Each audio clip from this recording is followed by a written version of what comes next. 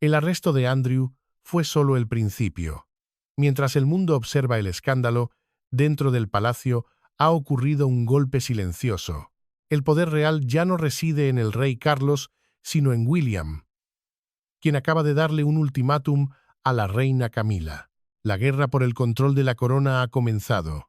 El 19 de febrero de 2026, la historia no llamó a la puerta del palacio de Buckingham, la derribó. El día no comenzó con el sonido de las trompetas de la Guardia Real, sino con el silencio helado de un desastre que se había estado gestando durante años. Sucedió como lo hacen todos los desastres reales, silenciosamente, detrás de puertas cerradas.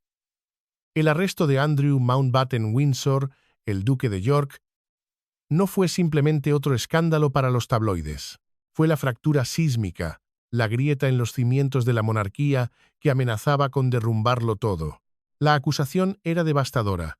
Presunta filtración de documentos gubernamentales confidenciales a Jeffrey Epstein. Un nombre que por sí solo era veneno en las venas de la opinión pública.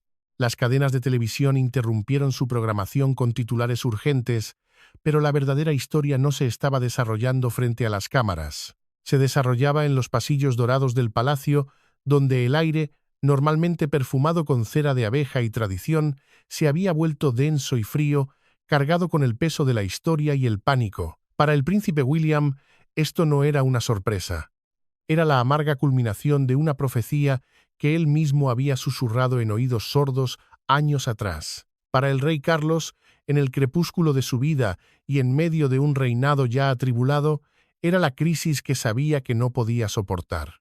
Y para la reina Camila, aunque aún no lo sabía, era el primer disparo en una guerra por el alma de la corona, una guerra que estaba destinada a perder. La noticia no llegó a través de los canales oficiales. No hubo una llamada solemne de Scotland Yard. Llegó como lo hacen las peores verdades, como un susurro de un informante en el gobierno, un golpe sordo que resonó en las paredes de Clarence House y congeló la sangre en las venas de los que escucharon. De inmediato, se activó el protocolo de contención, un conjunto de directrices no escritas, transmitidas de generación en generación de cortesanos, diseñadas para crisis existenciales. Pero todos en la sala, desde el secretario privado más antiguo hasta el ayudante más joven, sabían que esta vez los viejos métodos no serían suficientes. Las viejas tácticas de desviar, negar y esperar a que pasara la tormenta eran inútiles.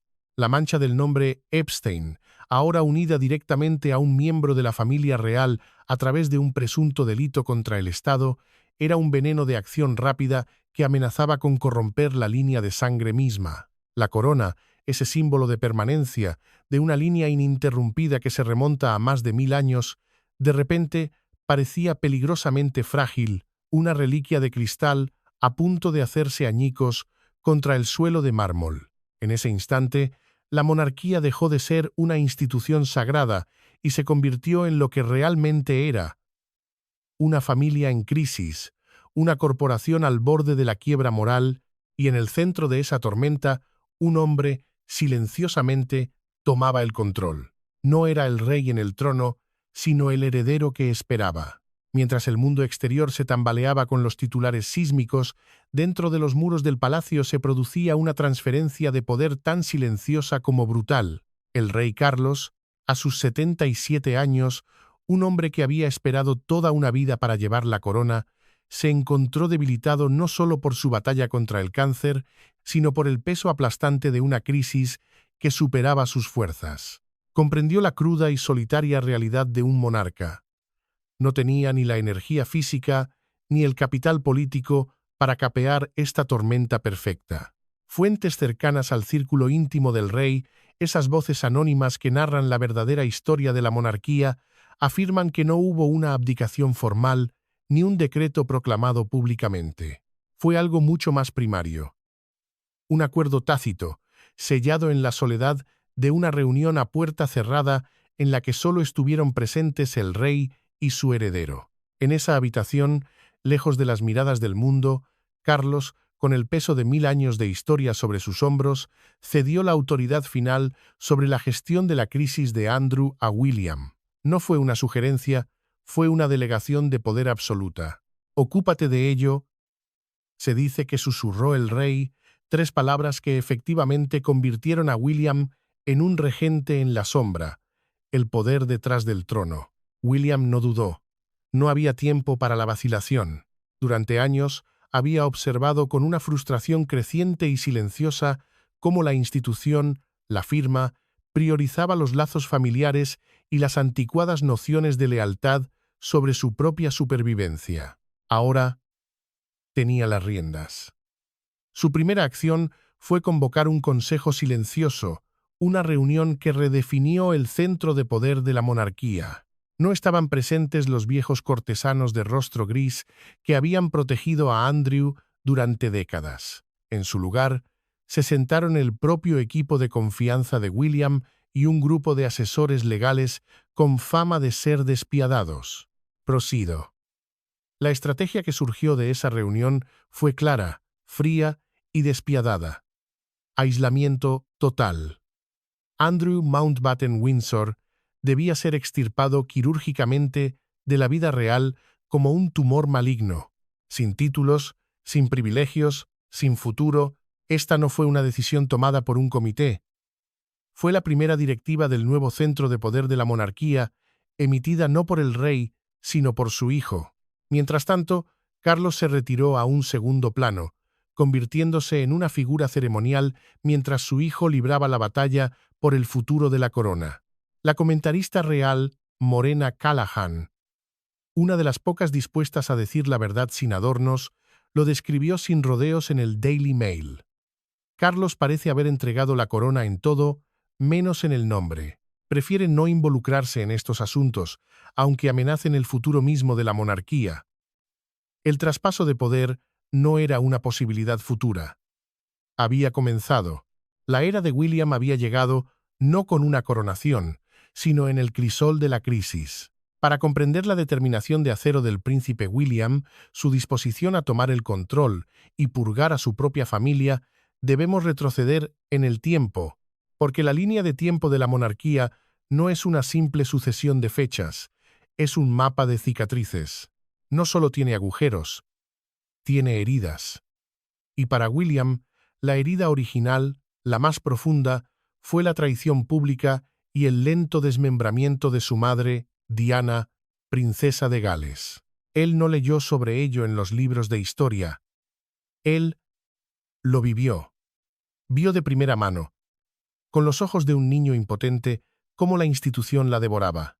Vio cómo sus advertencias eran ignoradas, cómo sus gritos de ayuda eran desestimados como histeria y cómo su vulnerabilidad era explotada sin piedad por un sistema diseñado para protegerse a sí mismo por encima de todo. El fantasma de Diana no es solo una figura retórica, es la fuerza motriz de cada decisión que William toma. Por eso, la infame entrevista de su tío, el príncipe Andrew, en el programa Panorama de la BBC en 2019, no fue solo un error de relaciones públicas para William, fue un eco escalofriante y nauseabundo del pasado. Vio en la cara de su tío el mismo desprecio arrogante por la percepción pública, la misma ceguera autodestructiva que había presenciado en la amarga guerra de sus padres. Era la misma enfermedad de la casa Windsor manifestándose de nuevo. Según Russell Myers, autor del libro William y Catherine, la reacción de William fue inmediata y furiosa. Días después de la emisión, confrontó tanto a su abuela, la reina Isabel, como a su padre. Su mensaje fue inequívoco y profético. Andrew debía ser apartado inmediatamente y sin contemplaciones. Les advirtió que la confianza pública en la monarquía pendía de un hilo y que proteger a un hombre, a cualquier hombre, amenazaba con hundir a toda la casa de Windsor en el abismo.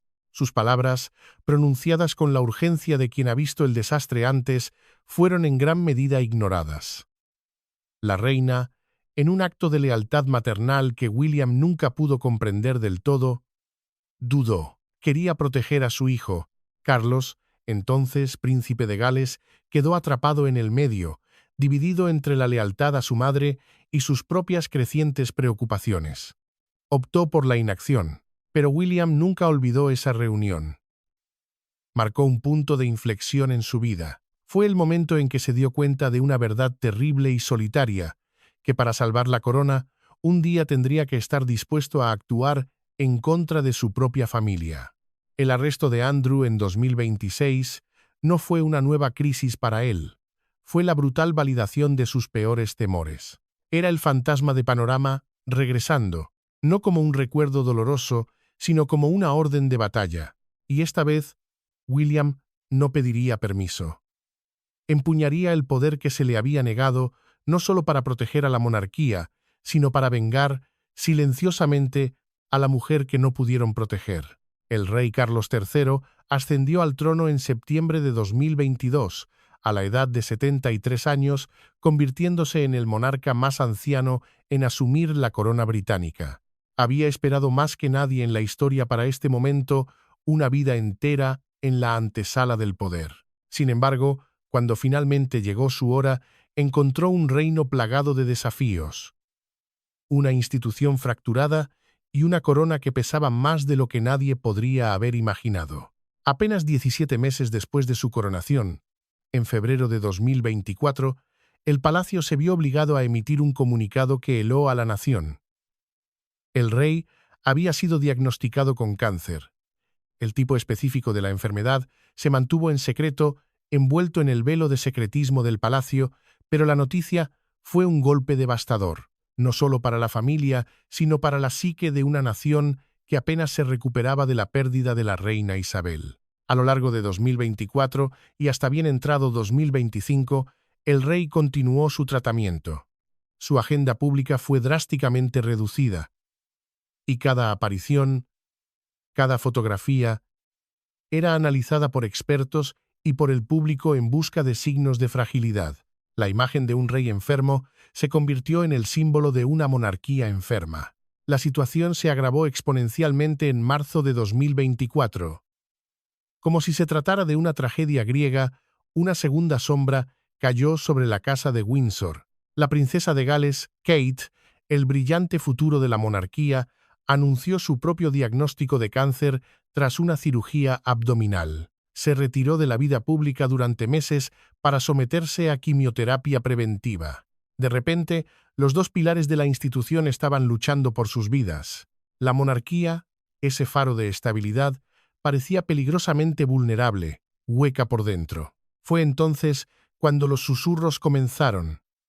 Primero en los pasillos de Westminster, luego en las páginas de revistas como Closer Weekly.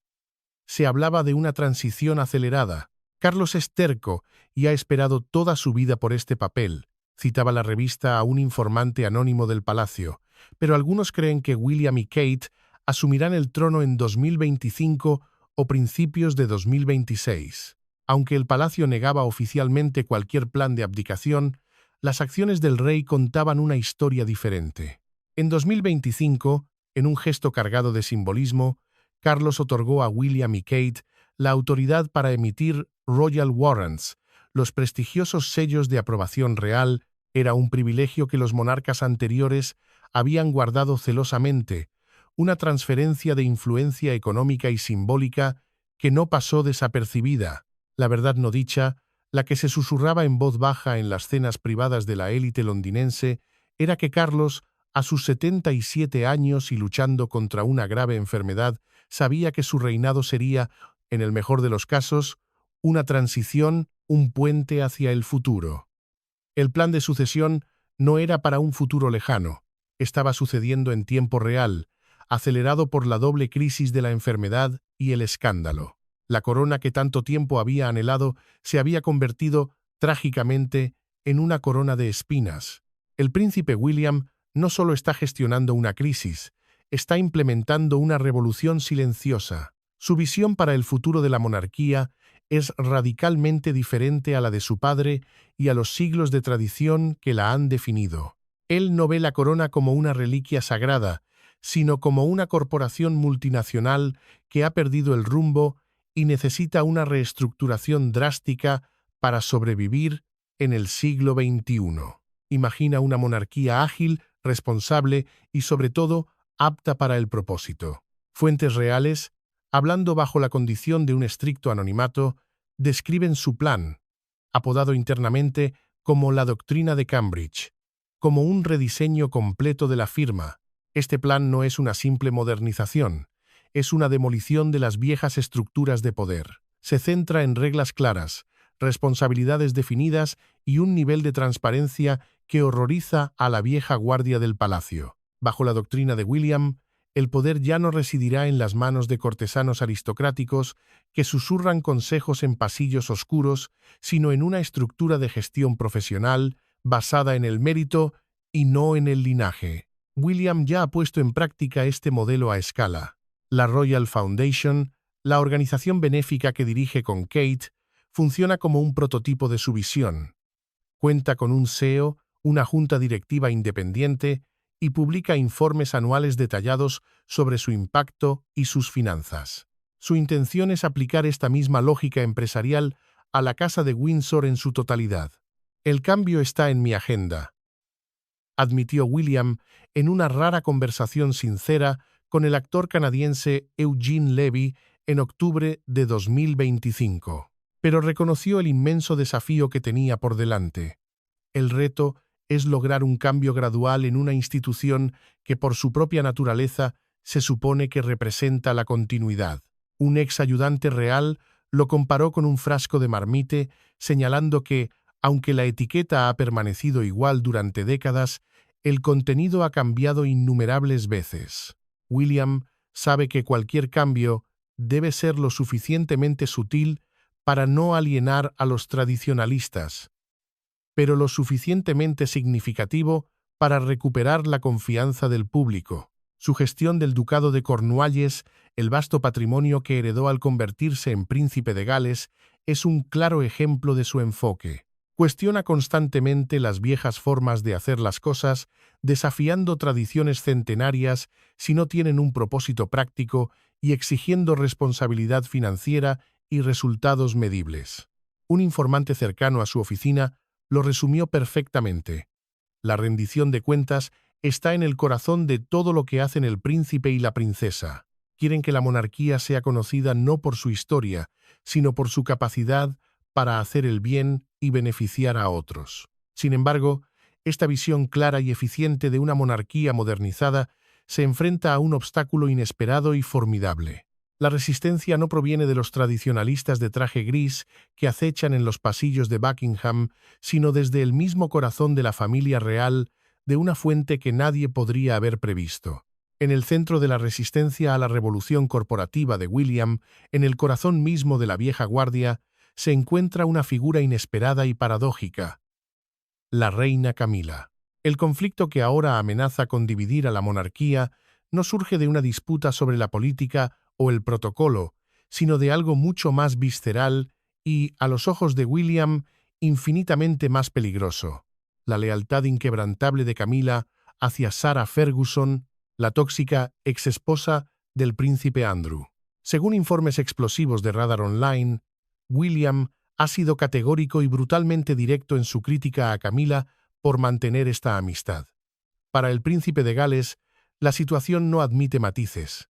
La única estrategia segura para la supervivencia de la corona es una política de tierra quemada, cortar todos los lazos, públicos y privados, sin excepción, con Andrew y su círculo íntimo.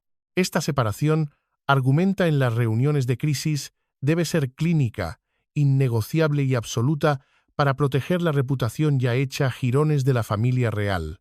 No hay lugar para los sentimientos. Camila, sin embargo, ve las cosas de una manera fundamentalmente diferente. Ella y Fergie han sido amigas desde la década de 1970, mucho antes de que ninguna de las dos se casara con un príncipe y entrara en la jaula dorada de la realeza. Su vínculo se forjó en una época de relativa libertad, lejos de la mirada del público. Para Camila, abandonar a una amiga de toda la vida por culpabilidad por asociación no es una decisión estratégica, es una traición personal, una línea que se niega a cruzar. Valora la lealtad personal por encima del protocolo, una característica que, según sus críticos dentro del palacio, demuestra que nunca ha entendido verdaderamente el sacrificio que significa servir a la corona. El deber, para ella, siempre ha estado en segundo lugar frente al deseo. Esta lealtad personal, que en otro contexto podría ser vista como una virtud admirable, se ha convertido en una vulnerabilidad sistémica para la monarquía en su hora más oscura. William no lo ve como una amistad, lo ve como un riesgo de seguridad para la institución que ha jurado proteger. La continua asociación de Camilla con Sarah Ferguson no es para él una cuestión de afecto, sino un acto de insubordinación que socava activamente todo lo que él está tratando de construir. Es un choque fundamental, casi filosófico, de valores. Por un lado, la lealtad personal y emocional de Camilla, arraigada en el pasado; por otro, el deber institucional y pragmático de William, enfocado despiadadamente en el futuro.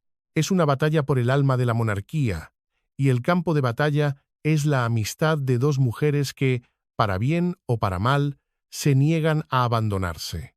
La insistencia de William en que Camilla corte lazos con Sarah Ferguson no es una simple cuestión de imagen, ni una rabieta de un heredero impaciente. Es una estrategia calculada de contención de crisis, basada en una verdad fría y dura. La razón es clara, y está documentada en los archivos desclasificados por el Departamento de Justicia de Estados Unidos. El nombre de Sarah Ferguson aparece en los infames archivos Epstein, aunque es crucial señalar que no hay evidencia de que haya cometido ningún delito. Los correos electrónicos revelados pintan un cuadro preocupante. Muestran que tuvo un contacto directo con el delincuente sexual convicto y que, en un momento de dificultad financiera para sus negocios, pareció solicitarle dinero. En un mensaje particularmente condenatorio de octubre de 2009, le escribe a Epstein: «Necesito urgentemente 20». Aunque el monto total no está claro y la naturaleza de su relación sigue siendo turbia, estos mensajes la han vinculado indeleblemente en la mente del público a la órbita tóxica y depravada del financiero. Para William, el cálculo es simple y brutal. En la despiadada corte de la opinión pública, la percepción no es solo una parte de la realidad, es la realidad.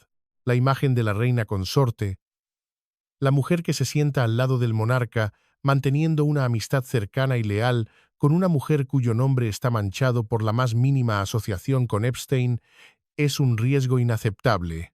Es un veneno para la credibilidad. Cada vez que Camilla es fotografiada con Sarah, cada vez que un tabloide publica un artículo sobre su inquebrantable amistad, se refuerza la narrativa más peligrosa para la corona, la de que la familia real opera con un conjunto diferente de reglas, que viven en una torre de marfil, donde las conexiones personales y las lealtades de la vieja escuela eclipsan cualquier sentido de la moralidad o la decencia pública. Socava la credibilidad de la monarquía en el preciso momento en que la confianza pública está en su punto más bajo de la historia moderna. William lo ve como un contagio reputacional, una enfermedad que, si no se aísla, se extenderá y consumirá lo que queda de la institución.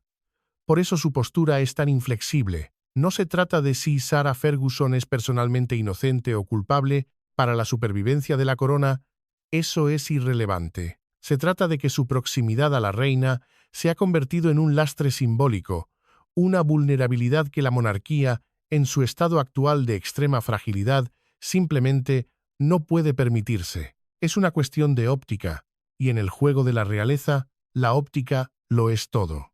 Debajo del enfrentamiento estratégico y de alto nivel entre William y Camilla, se libra una batalla mucho más profunda, personal y silenciosa. Es la verdadera guerra por el poder, librada no en los salones de Estado, sino en los susurros de los pasillos y las miradas heladas intercambiadas en las cenas familiares. Es la guerra entre las dos mujeres en el centro del poder: Kate, la princesa de Gales, y la reina Camilla. Fuentes del National Enquirer, conocidas por su red de informantes dentro del personal del palacio, afirman que Kate está trabajando horas extras, no solo para apoyar a su esposo, sino para reparar activamente el daño cataclísmico causado por el arresto de Andrew. Y esto ha provocado nuevas y feroces tensiones con una Camilla que se siente cada vez más amenazada, marginada y, sobre todo, irrelevante. Un informante de Clarence House reveló la cruda verdad. A Camilla no le gusta la intromisión de Kate. Siempre han tenido una relación difícil, llena de sonrisas forzadas. Pero ahora, Camila acusa abiertamente a Kate de hacer que ella y Carlos parezcan débiles e incompetentes. Es una acusación cargada de celos y miedo. ¿Qué está haciendo Kate exactamente para provocar tal reacción? Está liderando la gestión de la crisis desde la sombra. Mientras William es el rostro público de la mano dura, Kate es el cerebro operativo. Trabaja directamente con el personal de comunicaciones del palacio para dar forma a la respuesta pública, asegurando un mensaje unificado y sin fisuras. Consulta con los asesores legales, traduciendo sus complejas advertencias en estrategias prácticas. Y lo más importante, se asegura de que el plan de aislamiento de William se implemente sin fallos ni sentimentalismos. Camila siente que cada una de estas acciones de Kate es una afrenta personal, un recordatorio brutal de que el poder se está desplazando inexorablemente hacia la generación más joven. Es un golpe a su orgullo, a la legitimidad que tanto le costó ganar. Lo último que Carlos necesita ahora mismo, con su enfermedad, es que Kate haga parecer que él necesita la ayuda de su nuera para gobernar. Se queja amargamente Camila en privado, según la fuente. Sin embargo, el rey Carlos, para frustración de su esposa, ve las cosas de una manera completamente diferente. Él defiende a Kate enérgicamente. Cuando Camila la critica, él insiste en que Kate solo quiere ayudar, que su eficiencia es un activo, no una amenaza. Pero la ira de Camila es palpable. La tensión entre las dos mujeres es tan espesa que, según los informes del personal, se vuelve visiblemente molesta. Su rostro se endurece. Cada vez que Kate entra en una habitación, la crisis de Andrew ha sacado a la luz lo que muchos en el círculo íntimo sospechaban desde hace mucho tiempo. La verdadera lucha por el futuro de la monarquía no es entre un rey anciano y su heredero. Es entre la reina del presente, que lucha por mantener su relevancia, y la reina del futuro, que ya ha demostrado ser más astuta, más estratégica y más indispensable. Sintiéndose cada vez más aislada, arrinconada por la fría eficiencia de William y Kate, la reina Camila intentó ejecutar su propio movimiento estratégico. Fue un intento desesperado por reafirmar su relevancia, por demostrar que todavía poseía autoridad moral en un palacio que ya no escuchaba su voz. Fue un movimiento que, trágicamente para ella, resultó ser un error de cálculo desastroso. Mientras William abogaba por un enfoque de aislamiento clínico y distancia calculada, Camila intentó posicionarse como la brújula moral de la familia, la defensora de las víctimas. En febrero de 2026, en plena ebullición del escándalo de Andrew, su oficina organizó una reunión de alto perfil con Gisèle Pelicot, una conocida superviviente de violación francesa y activista. El objetivo era claro: mostrar el apoyo inquebrantable de la reina a las víctimas de abuso sexual, un contrapunto a las sórdidas acusaciones que rodeaban a su cuñado. Sobre el papel, era un movimiento de relaciones públicas impecable, sacado directamente del manual de la realeza. Sin embargo, Camila subestimó fatalmente el cinismo de la era de las redes sociales. La respuesta fue inmediata y brutal. A los pocos minutos de que las fotos del encuentro aparecieran en línea, miles de comentarios inundaron las cuentas oficiales del palacio, acusándola de una hipocresía flagrante. ¿Cómo puede atreverse a apoyar a las supervivientes de abuso en público mientras mantiene su leal amistad con el círculo íntimo de Andrew y Epstein en privado? Preguntaba un comentario que rápidamente se volvió viral, acumulando cientos de miles de me gusta. La crítica fue implacable y cortante. Su gesto, cuidadosamente orquestado y destinado a mostrar compasión, fue percibido por una abrumadora mayoría como un acto cínico y vacío. Un intento torpe de desviar la atención de sus propias lealtades cuestionables. La reunión con Gisèle Pelicot, lejos de limpiar su imagen, la manchó aún más. El evento demostró de manera dolorosa y pública el punto que William había estado argumentando en privado durante semanas. En la era de la información instantánea, el simbolismo lo es todo y la monarquía ya no puede permitirse la más mínima contradicción entre sus palabras y sus acciones. El gambito de la reina había fracasado estrepitosamente.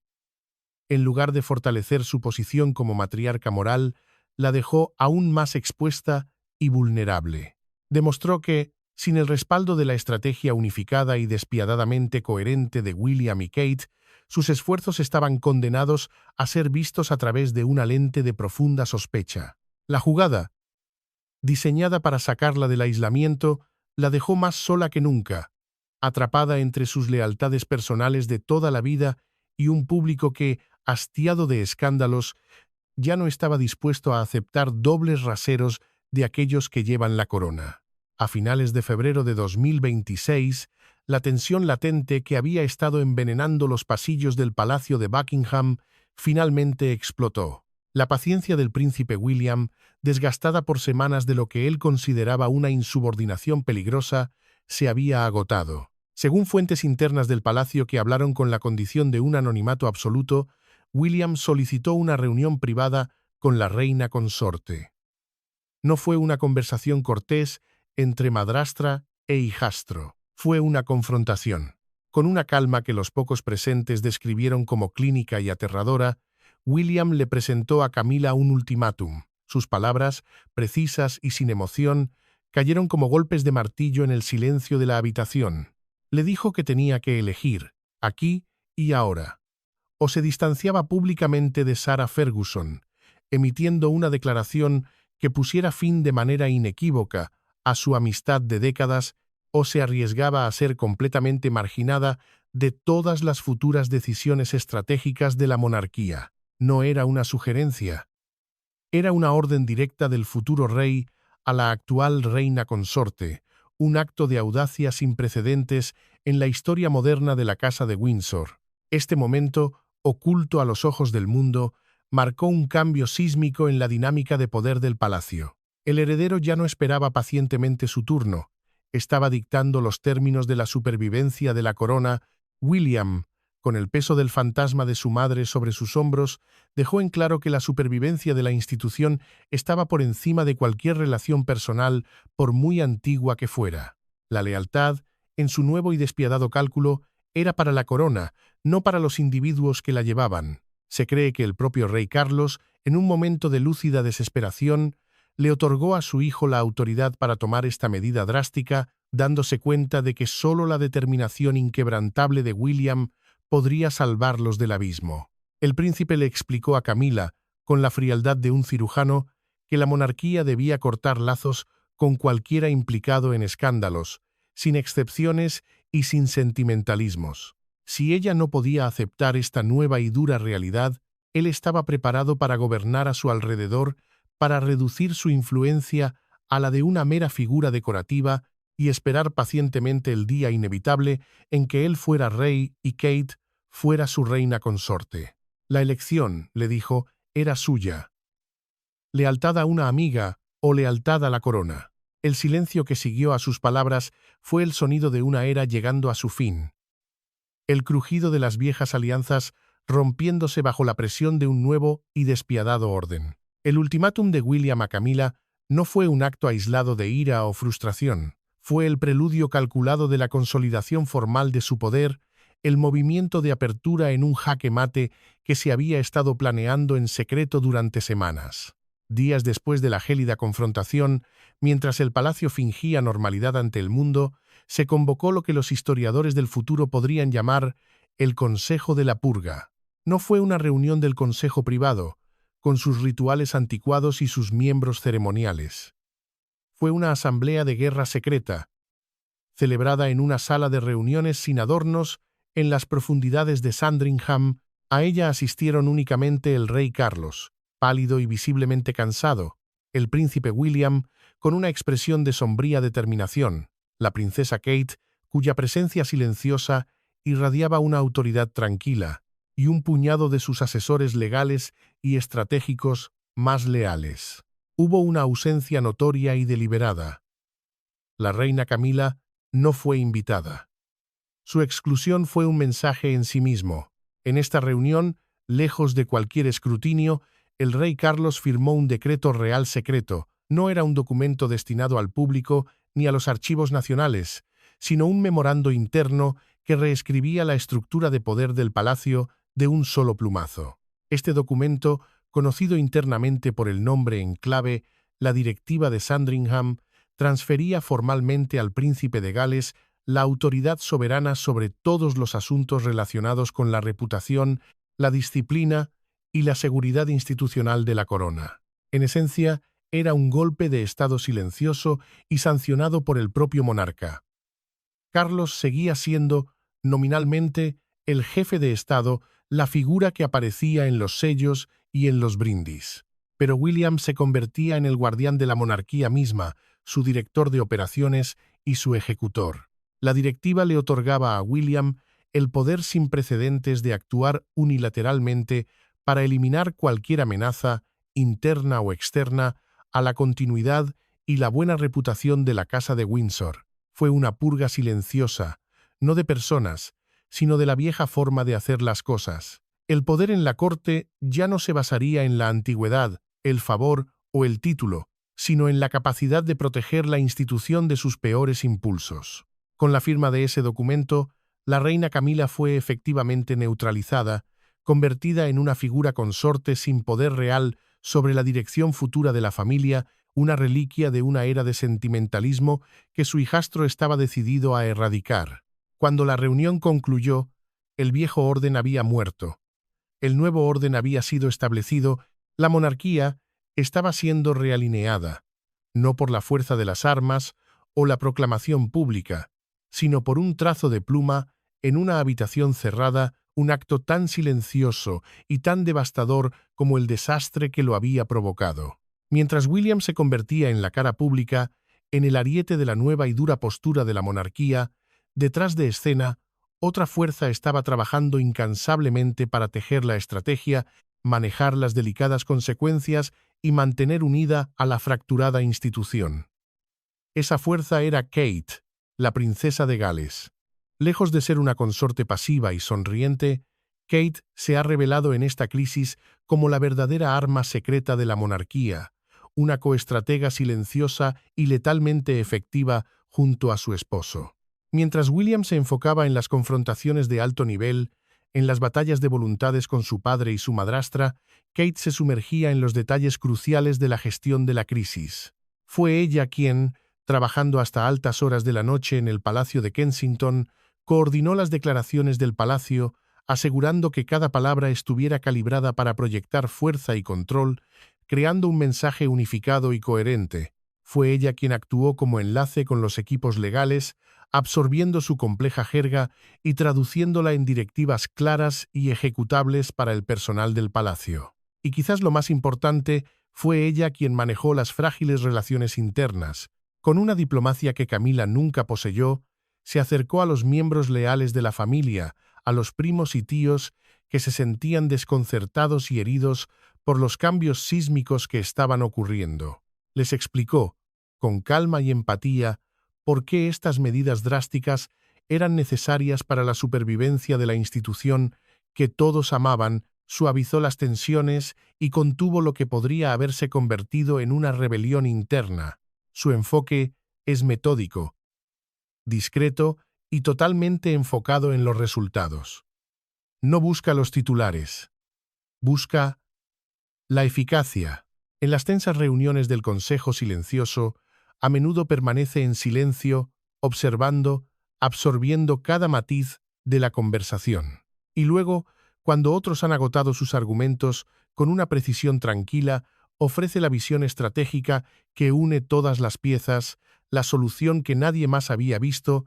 Los informantes del palacio, asombrados por su temple bajo presión, la describen como la encarnación de una famosa máxima sobre su difunta suegra.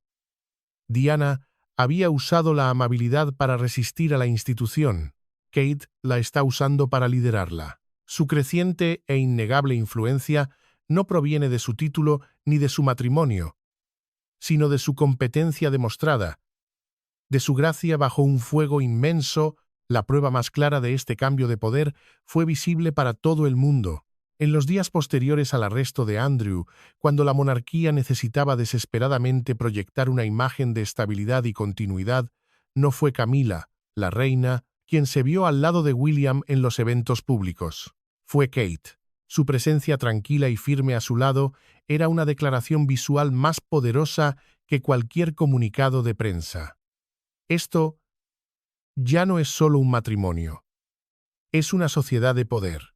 Y Kate, la chica de clase media de Berkshire, se ha convertido, sin que casi nadie se diera cuenta, en la arquitecta silenciosa del reinado que está por venir.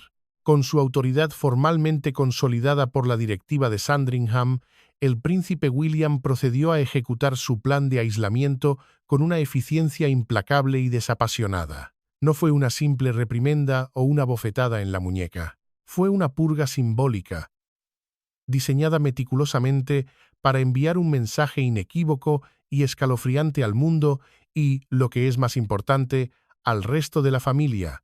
La era de la impunidad real había terminado. Las acciones fueron rápidas, decisivas y ejecutadas como una operación militar. Primero, en una serie de comunicados de prensa fríamente redactados, se le despojó a Andrew Mountbatten Windsor de todos sus títulos militares restantes y de los últimos patrocinios reales que aún conservaba.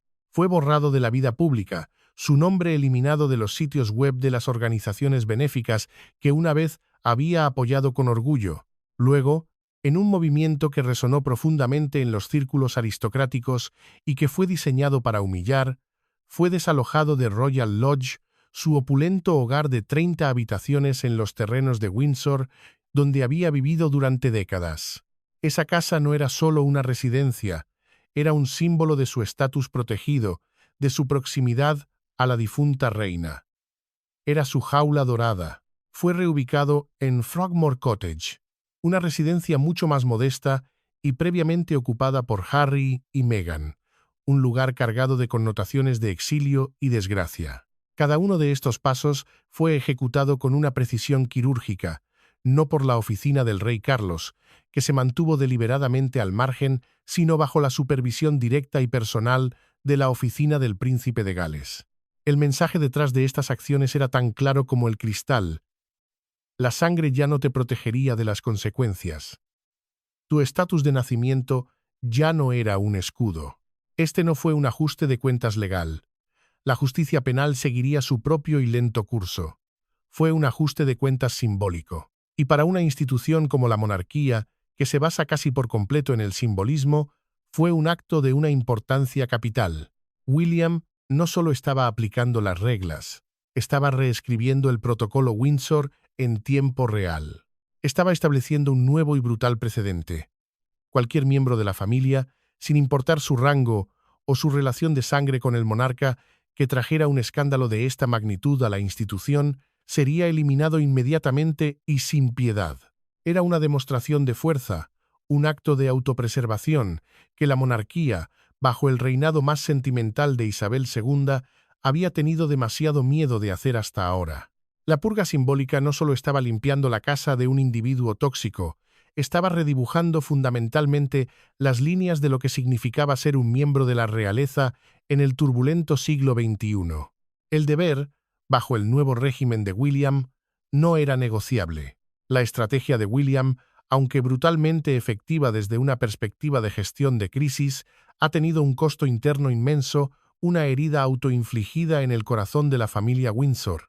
La monarquía puede haber sido protegida de la amenaza externa y reputacional de Andrew, pero su paz interna, ya frágil, ha sido completamente rota. El palacio se ha convertido en un campo de batalla silencioso, lleno de facciones y resentimientos.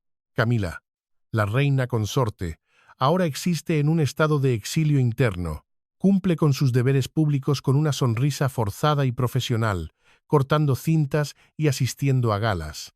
Pero está visiblemente aislada del verdadero círculo de poder, ahora firmemente controlado por William y Kate. Ha sido marginada, su influencia reducida a cenizas por la ascensión de su hijastro. La tensión entre ella y la princesa de Gales es, según un cortesano de larga data, un silencio inquieto que se puede sentir en cada pasillo, una frialdad que congela el aire. La familia real, esa entidad que se enorgullece de su unidad de cara al público, está profundamente fracturada. mientras que algunos miembros, especialmente los más jóvenes, apoyan la mano dura y la visión modernizadora de William, otros, pertenecientes a la vieja guardia leal a la memoria de la reina Isabel, están genuinamente horrorizados. Están escandalizados por lo que ven como una flagrante ruptura del protocolo, una falta de respeto al monarca reinante y un trato cruel hacia la reina. Para ellos, William no es un salvador. Es un usurpador que ha puesto su propia ambición y su agenda modernizadora por encima de la sagrada tradición y la lealtad familiar. Es, en todos los sentidos, una victoria pírrica. La institución ha sido estabilizada temporalmente. El barco ha sido alejado del iceberg, pero esta estabilidad se ha comprado a costa de la unidad familiar. En el silencio que sigue a la purga, una verdad sombría persiste. No todas las heridas están destinadas a sanar. Algunas, simplemente, se infectan. La monarquía que emergerá de esta crisis será, sin duda, más delgada, más profesional y quizás, a corto plazo, más fuerte de cara al público. Pero las cicatrices de esta batalla interna, de este golpe de estado silencioso, definirán las relaciones dentro de los muros del palacio durante una generación. William ha pagado un alto precio por la estabilidad, sacrificando la armonía familiar en el altar del deber institucional. La pregunta que flota en el aire viciado de Buckingham es si una casa tan amargamente dividida contra sí misma puede, a largo plazo, mantenerse en pie, o si la cura de William resultará, al final, tan mortal como la enfermedad que intentaba erradicar.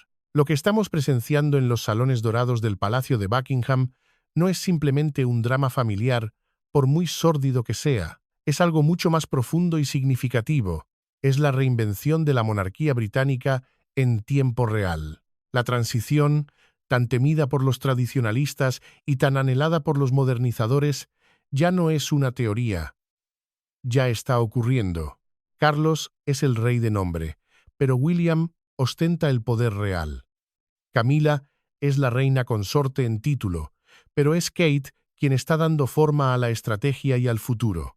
La vieja generación sigue oficialmente al mando, sus rostros aún aparecen en la moneda, pero es la nueva generación la que ya ha tomado el control de la maquinaria. El futuro, bajo el reinado del que será el rey William Fee, ya se está perfilando con una claridad implacable. Será una monarquía más pequeña, reducida a sus elementos esenciales, con muchos menos miembros trabajadores y un control mucho más estricto y centralizado sobre quién tiene el privilegio de representar a la corona.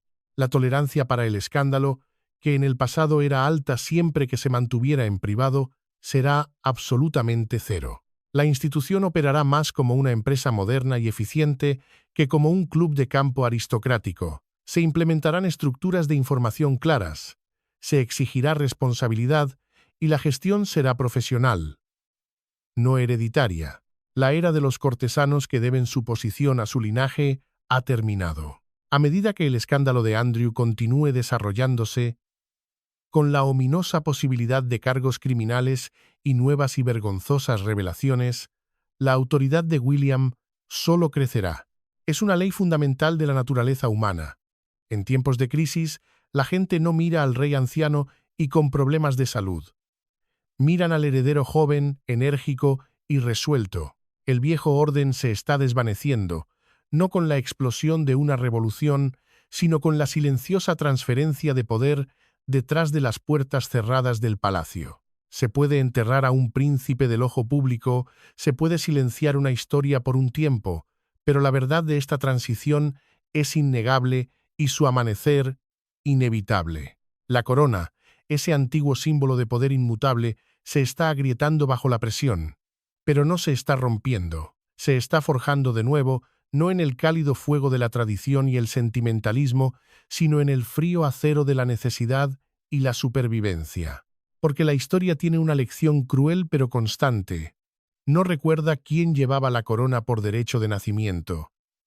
Recuerda quién se la ganó. Ahora la pregunta queda en el aire.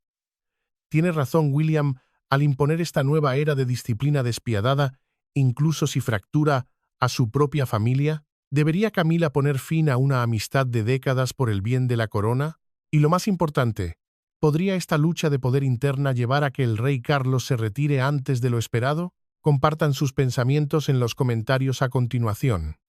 Si este análisis profundo de la crisis de Windsor les ha resultado revelador, no olviden darle a me gusta. Gracias por ver Intrigas de la Corona. No olviden suscribirse a Intrigas de la Corona y activar las notificaciones para no perderse ninguna de nuestras investigaciones sobre los secretos que la monarquía no quiere que conozcan. Nos vemos en el próximo capítulo.